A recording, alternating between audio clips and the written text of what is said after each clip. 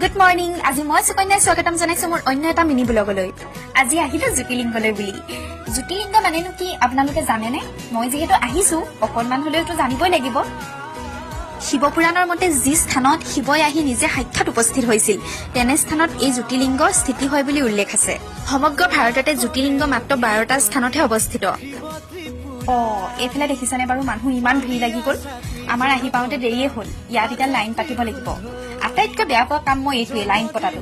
কিন্তু উপায় নাই, ভগৱানক বিচাৰি আহিছো যেতিয়া অলপতো কষ্ট কৰিবই লাগিব। আৰু সমগ্ৰ ভাৰতৰ 12টা স্থানৰ ভিতৰত আৰু এক স্থান হৈছে বৰ্তমান অসমৰ কামৰূপ জিলাৰ পামুহিৰ ডাকিনী পাহাৰত অৱস্থিত। আৰু এই ডাকিনী পাহাৰটোক বহুতে ডাইনী পাহাৰ বুলিও কয়।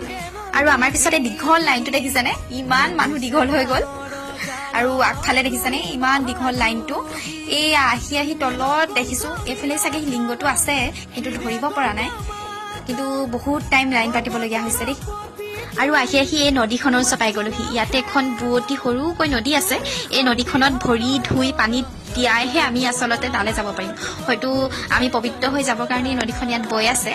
লিংগত গাখীৰ ঢালি এতিয়া মই ওলাই আহিলো আৰু ভিতৰত কেমেৰা কৰা এলাও নাছিলে।